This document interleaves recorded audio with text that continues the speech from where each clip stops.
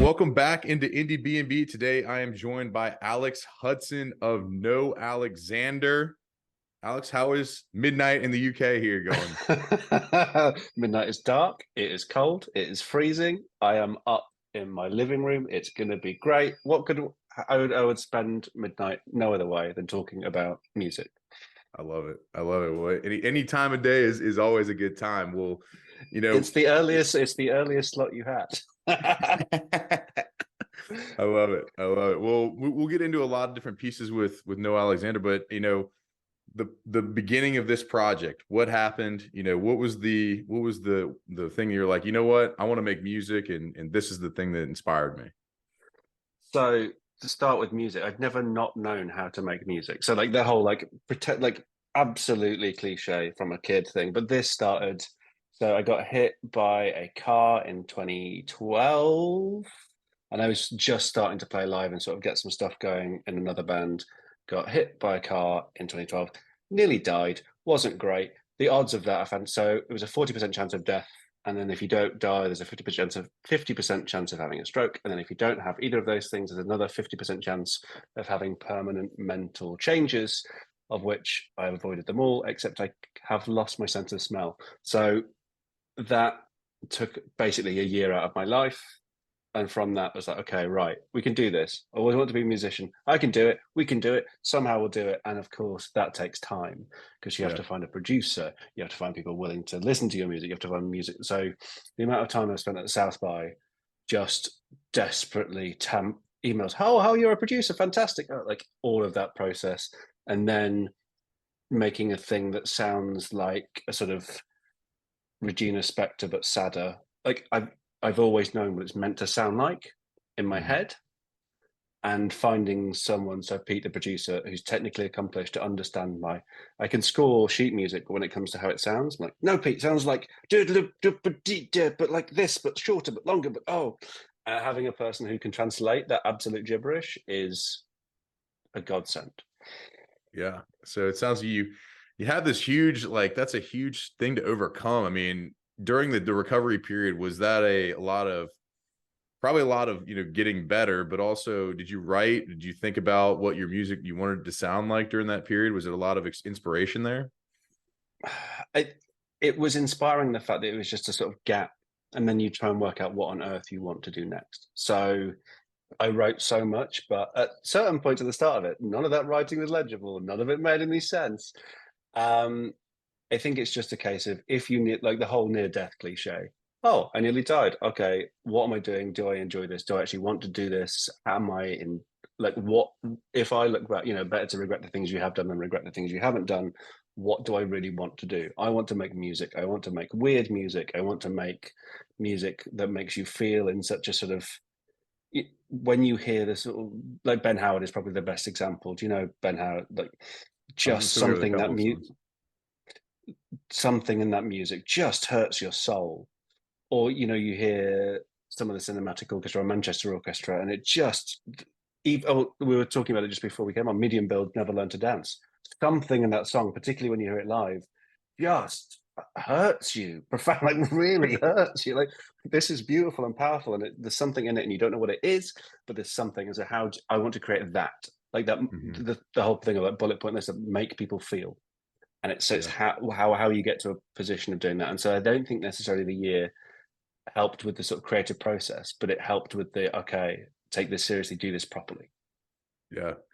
A lot of people, I've read something that somebody sent me the other day. It was like, they're asking people on when they're in that near death scenario. It's like, what did you regret? What were the things you did? And like a lot of people were saying, hey, I wish I would have done this or that, or like, so, it's awesome to hear, inspiring for you to, to say, hey, like, I want to create this. I want to create it like this. And I'm gonna, continually to drive towards that. I think that's super inspiring for everybody who's listening here. And I think, again, you don't do anything, half. You got to go full and be able to, go in and do it. So I love that. I mean, let's get into some of the music. I mean, what your process currently? We always like to do a song spotlight. What the one song that kind of shot out to me, and it was kind of like an explosions in the sky kind of vibe for me, was you have to open your hands to catch things. And lot going on in this song. So talk me through,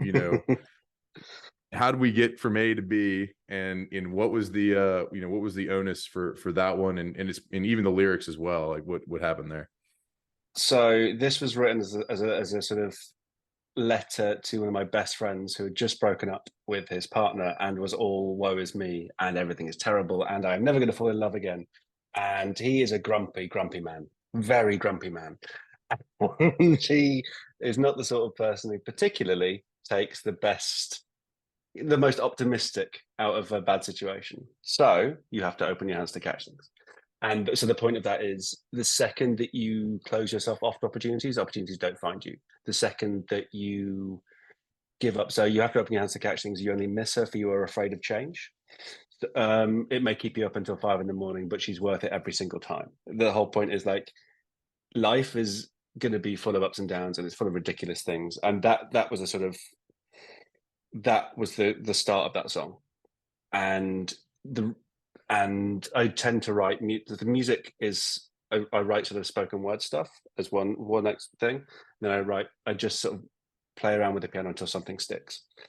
So I write. There are I think now 800 different notes in my notes app of like the little sort of chord progressions that I need to sit down and work through. So it works like that. But this song was my friend is going through a terrible time, but you need to not be a grown up about it. You need to believe in this. So much of my work is about this brilliant childlike innocence of people ask, but kids ask why. Kids ask, what does this mean? Kids say yes when Yeah. adults would say no. So the most powerful thing of watching a lecture about this, of like, if you go into a lecture hall of students and you say, okay, put your hand up if you can draw, and maybe 5 or 6 people will put their hand up. If you did that in a classroom with a load of 6-year-olds, every kid hand up. What's changed? Why have you stopped believing in this thing? So like the song lyrics, it's like being naive shouldn't be an insult, but it becomes one as you get older. Just remember for a second what it was when you were young, when your heart had never been broken, when it was anyone's who came along. The idea that you can give your heart over to people is this beautiful, powerful thing, and people stop trusting everyone, partly because of lived experience, partly because horrific things happen to everybody. But actually, how can you build, like, if you listen through to the song, it's a sad song that's hopeful, or a sort of heartfelt song that's hopeful, and and then it's a case of I knew it needed the full orchestra. It needed so many strings. I think there's like 15, 16 different tracks of strings on this song, and it like, how do you create a swell of this release of it will be okay? Something will come out of this. You have to be ready to fight again, even though bad stuff happened. Yeah. Well, I mean, you feel that in the music. I like that. Like you were talking about the strings. So did you get live strings for it? Did you go in and okay, wow. So Yeah, what was the process all there of to it's live. get the 16 So folks in there? oh no, so no, I would love that budget. Wouldn't that be great? So, Yeah. no, we had a cellist and a violinist, both session musicians, and we just get them over and over and over and over and over and over and over again in so many parts. So I think I've sort of changed my mood a little bit now, but the idea that you just use organic instruments, you use acoustic instruments, and you can how you create this. And of course, all production is a lie. All production is this manipulating every tiny little detail. But it was 2 session musicians who were just absolutely magical and so patient. And they were at the Royal College of Music, so they were much better at music than I am.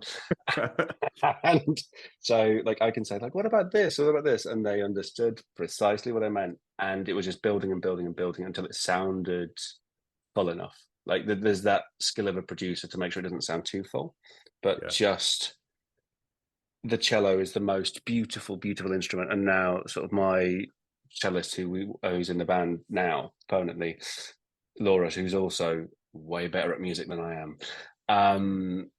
It the sort of resonant frequencies of a cello are closest to the human voice, so it affects you emotionally the most. So it's that, and it's the only instrument I've ever wished that I could play that I don't.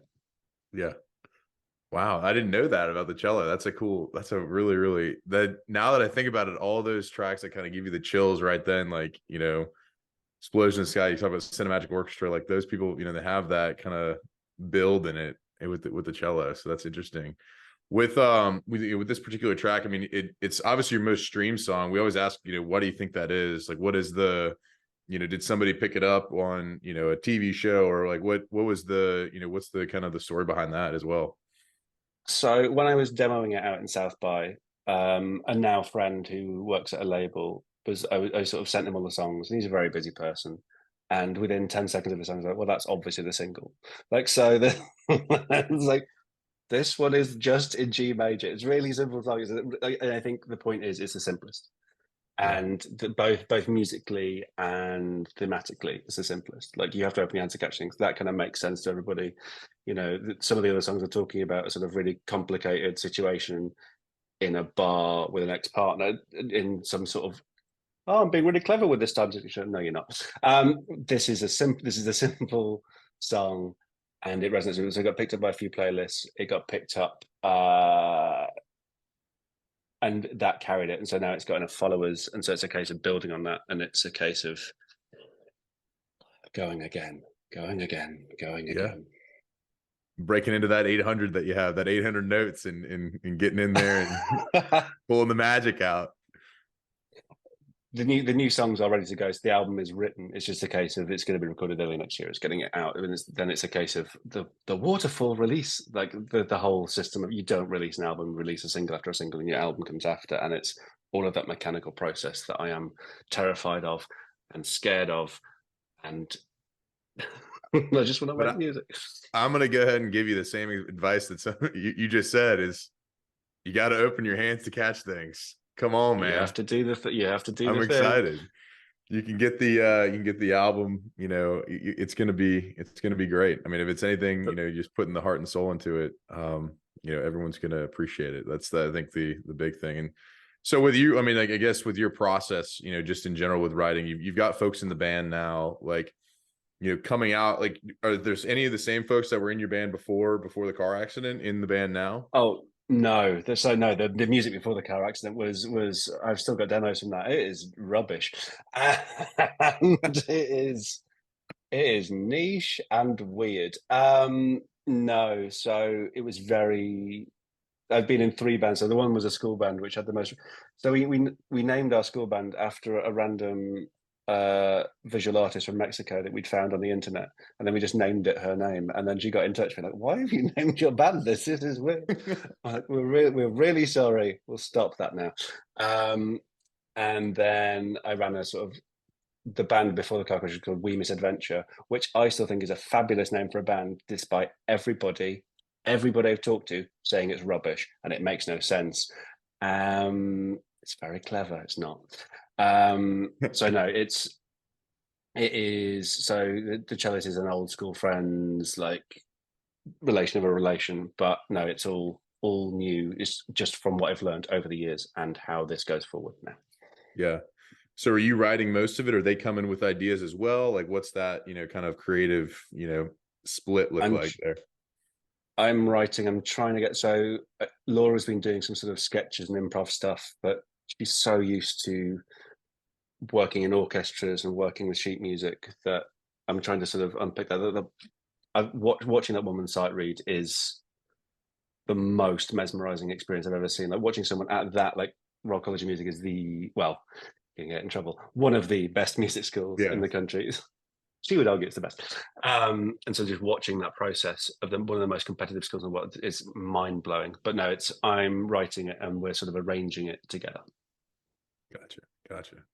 That's like, a crazy, like, you have to really take into a lot of accounts with like different instruments. So what do you specifically, do you play, like, do you have a strings? Do you have a, guitar background, or a piano or keys, or I'm what's your classically go-to? trained classically trained pianist, and I play guitar less well than I play piano, and I arrange in now for full orchestras. I'm teaching myself to write in wind section, but how you do all the breath, like, so having to write where there are breaths is still hurting my mind. Like, how do you, that you can't have to have certain rest pauses for breath intake, and how you manage that into a sort of score is hard.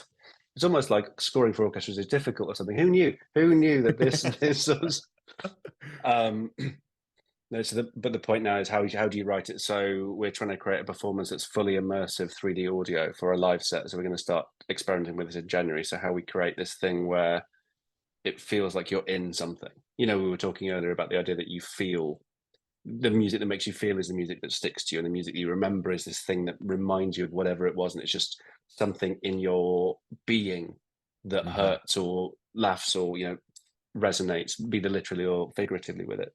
So we're trying to build into this sort of thing that art, like fine art, does, but music doesn't, without getting too pretentious about it because it's already pretty pretentious. Gotcha. So what? So I guess you guys are working on this live kind of set here. So like, what it can, I've never seen No Alexander did you say the other band was called We Misadventure? Yeah. That is an awesome band name. I don't know what they're talking I about. thought it was. I thought it was, but it turns out no matter how many people we tested it with, not a single person said that was good. So you are the literal All first right, person there's to a say band it. called the Butthole Surfer. So I mean, anything goes on this front. I mean, come on, We Misadventure. That's a good. Like, we missed it. Damn. I mean, No. oh man. Well, I like. So you guys are obviously arranging this for the live set. So when I walk into this live set, what do you want? How do you want me to leave? What do you want me to feel as I walk out of the 300 cap bar that we talked about earlier? That you're going to play That at, would be right? nice. Like, That would be nice, wouldn't it? That would be lovely. 100. We've done 150. We did that, and that was a sort of big step. Like we were used to sort of doing 30, 40. We did the sort of EP launch. We did it to 100, 150 cap venue. We got 120, 130 people in there. It was a big deal. With the new live show, it's that people. I think some of the best live shows I've been to just make you realize something that you hadn't realized before, or made you feel something that you hadn't before, or you've taken this one snippet of a thing and it's brought the sort of and the crowd has felt the same thing at the same time. So we go back to the medium build show. Like he's got a whole bit of his set when it's just like we're going to do a bit now, and you just need to scream. It can't make any sense. It can't be words or anything. You just need to let out whatever it is that you're holding in, let it yeah, out. And so you've got a full London bar of people just screaming, and of course, his songs are very memorable. There's an incredible live set, but like, you're taking that with you. Whatever that emotion is, you take it with you. So there's no Alexander. How do we bring in the audience? How do we make them feel like there's a sort of collective experience in that? How do you make people feel like everything is seeing or hearing or feeling the same thing at the exact same time? And that is a real powerful thing. If you can make a room go silent, or if you can make a room feel the same thing, that's the aspiration. Happens rarely. It's happened maybe in all of the things that I've done. It's happened maybe 3 or 4 times at most, but it's that pure moment of just it makes everything tingle. yeah, And when you're on stage, it's like so it happens at gigs relatively often, but if you're the person doing it, it is astounding. yeah. Okay. Well, I'm excited for the U.S. leg of the tour for you to come down here and get us in that mode. I want to be one with the audience and be in the show. That's part of the fun of people go to metal shows. This is one of my favorite metal bands, Necrogoblicon, but like being a part of the show and that is you're in the pit, you're in the middle, you're doing all the crazy stuff, or you're part of the wall of death. But like I think in the same vein, it's like if you're in this other emotional state, it's you want everyone to feel like, damn, like that is we all are feeling the same thing. And it's like a kind of a connectivity. That's why we go to shows. We want to connect with the band, we want to connect with the people who are there at the band. Oh, there's so much stuff that I borrowed from that System of a Down. I borrowed from extensively. And do you know the sort of post-hardcore band called Your Codename Is Milo, which is a great band name. Um, and they're sort of like really post-hardcore band, but they were doing some really fun stuff in the sort of mid-noughties, and it's just clever and weird, and it's one of the heaviest shows that I've ever, like the loudest shows I've ever been to. The point where my friend actually had to leave because they were like, "This is even with the earplugs in, like this is too much," and it's just that. Once again, it's just how people are present, so much so in Mhm. those shows. Yeah. Nothing bothers me more when people are just talking. They're not like paying attention. But with a lot of with if the great bands, the bands that I've seen a lot of that really can capture your attention, nobody's talking. It's all eyes, and everyone's on the same page. So I look forward to experiencing it. Even then, like La Dispute, who are one of the best live bands I've seen recently. Like, do you know La Dispute? No, I have not. I don't know them. It's a sort of post out. They've been around for ages, but they were performing this, and that crowd is so into them. Like that band has saved literal lives. Like there are so many people there who have like really complicated mental health histories that they're on record so many times. Like this band saved my life, but that's that band are so into it, and still then it's a big venue at the back. You look at the people talking on the at the bar. Like, you paid to be here. Yeah, This band is incredible live. No, yeah. listen.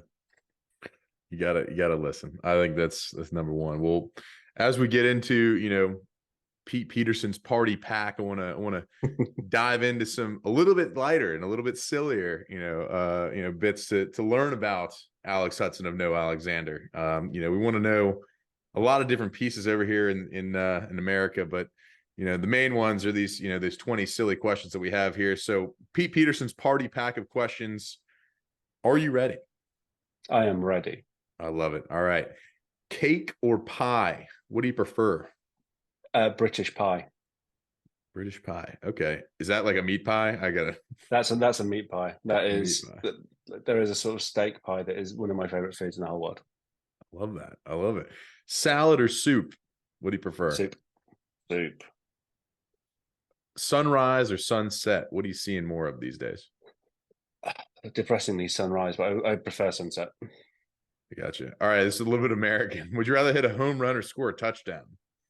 Home run, just because the satisfaction of hitting that off a bat. Like it's American cricket, and hitting a six in cricket is the most satisfying thing in the world. Yeah. Right when you gets on the bat, you know it's gone. I like it. I like it.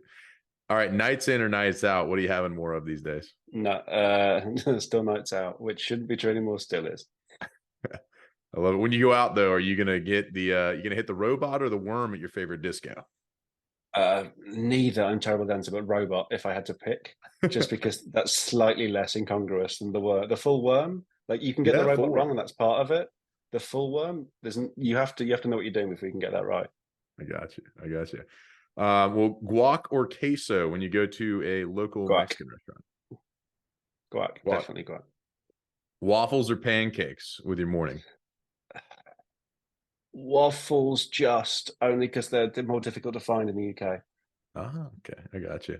We got plenty of them down here. We have a whole house of them. If you want to come?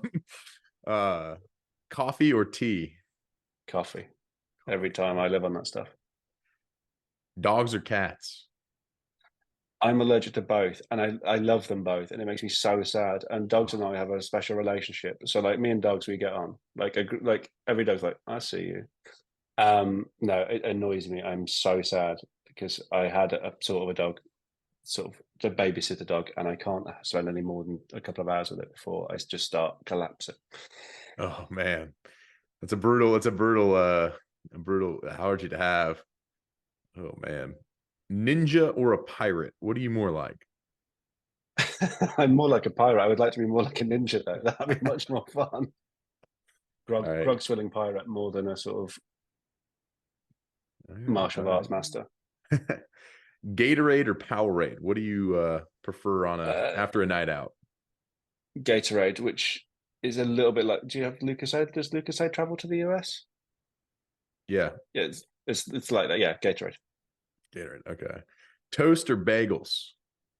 bagels, All right. Chips or pretzels?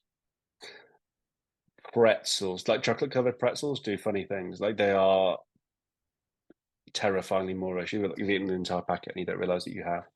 You know, that's interesting. No one's ever said anything about chocolate covered pretzels. We've talked a lot about the pretzels and chips debate, and that has never come up. So we're in episode 80 something, and you're the first one to bring it up. So people need to start thinking about chocolate covered pretzels because you're right. They are very addictive.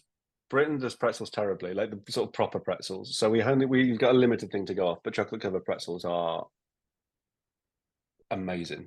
That's a good point. All right, fries or tots or crisps as you or no, they're chips for you guys, but fries or tots? Fries every time. Fries every time. Okay. When you after a long day, do you go home and watch a TV show or a movie?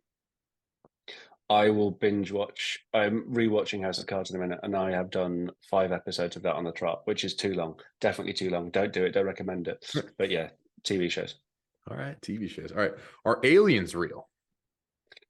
The idea of an alien is real. What we understand to be aliens is far-fetched and nice Hollywood work. Oh, okay. All right, I like that. Bigfoot, is that real? No. Nope. Like what's Nessie, like Loch Ness Monster in Scotland, it's Yeah, the same thing. Like it's if it was real, someone would be making millions of pounds from finding it. It's not real. yeah. What about love at first sight? Is that real? The possibility of love at first sight. Like I've known within 5 minutes of the second time I'm meeting anyone that I've ended up falling in love with that I would end up falling in love with them if we stayed around. Like it, love, the possibility of it is possible. The practicality and the reality of love is takes a little while longer. Yeah. Yeah, there's some work definitely involved there. All right. You've mentioned a few bands since we've been going, but give me two bands too that we ought to check out that we might not know. Obviously you found us through Medium Build, so this is a part of the networking collaboration effort here. So who are a couple bands that we need to check out from over the pond? So I'll give you a hack. So there's the Windmill, Brixton Windmill live listing. So a guy called Tim Perry, who's the booking guy there, is like worship and deified rightly as a sort of guy who knows what's coming up. So Black Country New Road, he picked up Squid, he like Black Midi. I think they're big in the US now. Yeah. They're still artists in residence. All the bands come up through there. So whatever they're putting on is probably going to be amazing. So it's, if you Google Brixton Windmill, whatever's coming, that's going to be amazing. Two bands, Another Sky, have just since we've been talking about a new single that I haven't heard yet, but I saw them live a couple of weeks ago. They are amazing. And a band that I saw at a secret show, a band called Idols, who are perhaps the most British band who have ever been. It's sort of like punk, I've seen and Idols. it's then I'll come up with another one, but like Idols live are so good. Yeah, they're Or wild. I think you were talking about like Wet Leg, and then sort of the new Wet Leg are a band called The Last Dinner Party. They're really zeitgeisty at the minute. Love The Last Dinner Party. I am so excited for the release coming out this year or next year. I think. I don't know. It's like I think it's early next year. They're releasing the full. They're doing the waterfall, but oh my god, I love that band, and I cannot wait for them to come here and go. It shouldn't make sense, and yet it does. Like you're like listening to them, like I shouldn't like this. I really, really like it. Yeah, It does. It's wild. yeah. Or if you're That looking will for be heavy, like good. or heavier, Lonely the Brave are like sort of they take you back to sort of like early noughties post hardcore, but they are really like once again like same as your Cuddim is Milo. They're heavy in a way that just hits you in the soul. I love that. I love that. Well, we got quite a few here. You said The Sky was the first one, right? That you Oh, said another Sky. Another Sky. Okay. Another They've got their Sky, they've got their Idols, second album Last coming Dinner out. Yeah, Party, and Lonely the Brave. yeah. I love it. And we got to check out Brixton Windmill is the Yeah. like the booking kind of deal that's got the next up in Britain. I love it. There's a tiny little venue that has some of the best stuff, like Robo Cobra Quartet. They're an Irish six-piece, I think, and it's sort of like post jazz. It's weird and brilliant. Anyway, sorry, I'm too down that rabbit hole. No, no, definitely. I mean, we love getting getting a different perspective on it for sure. We kind of we love to find new stuff. I have a buddy in New York who loves Squid, by the way, who's like he's all in on Squid and Wet Leg, and also him and I went and saw Dry Cleaning as well. So like they're one of our favorites. But yeah, he's always asked me for new things, and I'm glad that we got some I got some direct from the source, right from the right across the pond. So well, Alexander, I appreciate you taking the time to get in here and go through know Alexander and give us the details behind some of the brilliance, and we're really excited about 2024 moving into that, and seeing the waterfall get released. We'll have the I've got the notifications on, but anything else as far as that goes that's coming for you guys down the pipeline? We're starting to play live. Booking agent crossing fingers. They've told us that it's coming from January, but the main thing is hustling this record so it's finished and getting it out and getting it waterfalled and getting it synced and getting and doing all of the hustle. So that's the thing that to make sure that 2024 means that we sort of travel from 100K listens to, and we're sort of looking at how we get towards 1 million streams, and then just finding a community of people who will come and see us. I think that's the key thing. We've got a small number, but how we grow that and build it into a thing where we can be like Medium Builder again was like talking about this, like they have a community of people who love their music rightly and they are friends with them, and it's a beautiful thing how we create that better. Yeah, I love it. We will do our part here in beautiful Atlanta, Georgia, to get you out there in front of our following, our mighty following, and we'll be able to hopefully get some more eyeballs to you guys, and we'll go from there. But I appreciate you coming on. Thank you so much for your time. Obviously, it's 12:35 and it is late out there, but you've stuck in, and you've been had the energy that I was looking for. I knew you were going to have. So I appreciate you taking the time to come in with us. No, man, thank you, Owen. It's really appreciated.